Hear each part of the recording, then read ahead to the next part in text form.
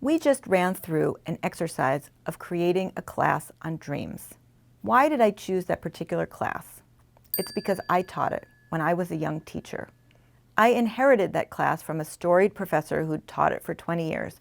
She had her stack of papers that she'd given to candidates for years, and I inherited them and I assigned them to my students. The night before I was going to teach the class, I was rereading the papers, and I thought to myself, what do I actually want my learners to get out of this class?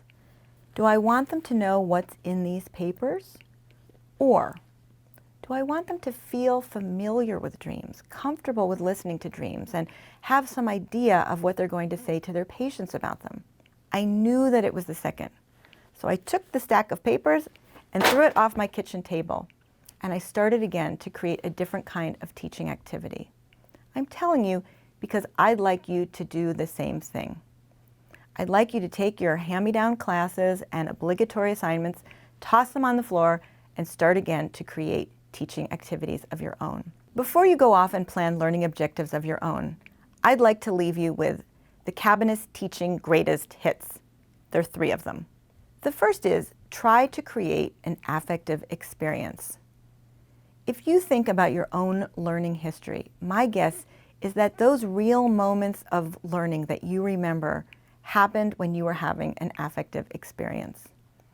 Maybe you were happy or sad or excited. Maybe you had a teacher who you felt was really invested in you. Go and create those kinds of experiences. Know your students' names. Know something about them. Use multimedia to create an affective experience. Use reflective exercises. I guarantee you that if you create an affective experience, your students will hold on to what you teach more robustly. Second, remember that less is more. If you're assigned to teach something, you do not have to teach everything about that topic. I did not know that when I was a junior teacher, and I taught so much, downloading everything I knew about a topic. The only thing I succeeded in doing is making my students exhausted, and I was wrung out. So if you use learning objectives, it can really help you focus in on the 2 or 3 things that you really want your students to know. Lastly, preparation is everything. I am not going to lie to you. Teaching in this way takes more preparation, but it will pay off. If you prepare in advance and bring that to class, your students will take over with the activities and you'll be less exhausted.